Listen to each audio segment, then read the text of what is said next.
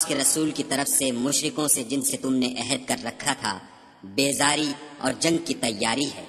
تو مشرکو تم زمین میں 4 مہینے چل پھر لو اور جان رکھو کہ تم خدا کو عاجز نہ کر سکو گے، اور یہ بھی کہ خدا کافروں کو رسوا کرنے والا ہے۔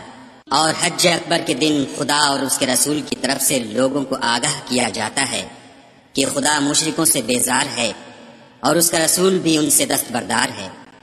پس اگر تم توبہ کر لو تو تمہارے حق میں بہتر ہے، اور اگر نہ مانو اور خدا سے مقابلہ کرو تو جان رکھو کہ تم خدا کو ہرا نہیں سکو گے۔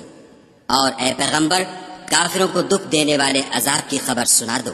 البتہ جن مشرکوں کے ساتھ تم نے عہد کیا ہو اور انہوں نے تمہارا کسی طرح کا قصور نہ کیا ہو اور نہ تمہارے مقابلے میں کسی کی مدد کی ہو، تو جس مدت تک ان کے ساتھ عہد کیا ہو اسے پورا کرو کہ خدا پرہیزگاروں کو دوست رکھتا ہے۔